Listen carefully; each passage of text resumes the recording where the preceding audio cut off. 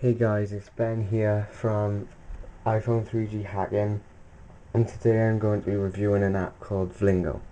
Now, Vlingo is a voice control app which allows you to send messages, search the web, compose an email, voice dial, search the Google Maps app, and update your Twitter and Facebook by using your voice. So if I say Twitter update, making a YouTube video, and then I tap to stop, and it thinks, and I wait for it to load up.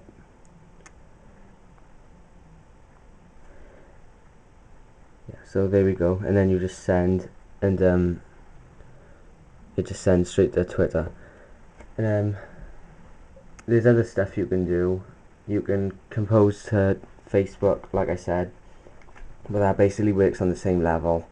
You just say what you want, then stop it, it thinks, and then it updates your Facebook.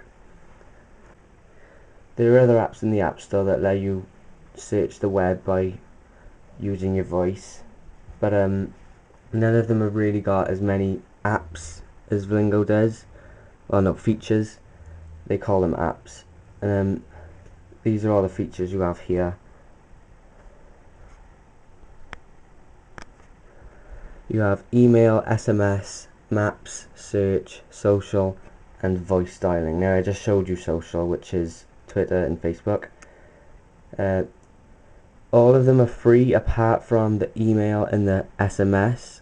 I think they're about, 1 second, I'll tell you now, $3.99, which is about $6 each. If you want to buy them in a pack, they're $5.99, which is about $9. Now, I don't actually have them, so I don't know how they work, but I'm pretty sure they just work in the same way. They just, because you tell it what you want to text, and it just pastes it into a text message. It doesn't actually send it from the app. So you just, I suppose if you're on the go and you can't be bothered to type, then it'd be easy. But I'm just pretty quick at typing, so I don't really need to buy it. And it's the same thing with the email. I can imagine they're really good, but I haven't bought them. Now if I try out the maps, you just have to, you can still type, but I'm just showing the voice controls. Now if you just press this little button, it's a bit like the Google search button. You just press it and say a location, like New York, and you tap it when you're done, and then it opens the maps for you. It doesn't do it in the actual app. It brings up the Google Maps already installed on your phone. Now searching is a lot like Google. You just press and actually no, 1 second, because I was talking then. You just press it and tell it what you want to search the web for, and I'll just search Xbox 360,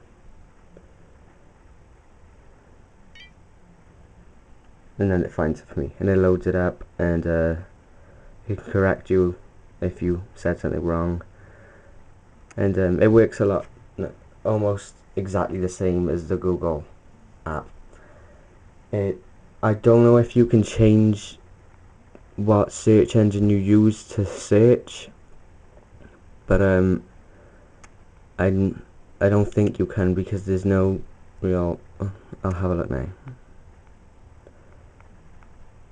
Okay, you can choose from Yahoo, Google, or Bing. I'm gonna leave it as Google because, well, it's just the main one I use. Now I'm gonna show you voice dial. It's a nice feature, but I don't really use it because you have it built into the phone. If you just hold that down, then you have the voice control. But I don't know. Well, I suppose it'd be a good app if you have a first generation iPhone and it doesn't have the voice dial. I'm not sure if the 3Gs have them or not, but I'm not sure. Anyway, I'll show you how this works now. So if I just press this, Rhiannon, and then it finds it for me, and I can press dial from now. It automatically dials it for you within like 3 seconds, so be careful of that. But yeah, it'll find the name. You can say the full name if you want, first name, last name. It'll find it somehow. When you're emailing, before you actually do one of these, you have to say which one you're using before you start talking. You can't just, start talking randomly. So say I wanted to send an email, I'd have to say email blah blah blah blah blah, and then just tell it my email, what I want it to send. You're greeted with this screen here, and then if I just go Facebook update, I'm bored,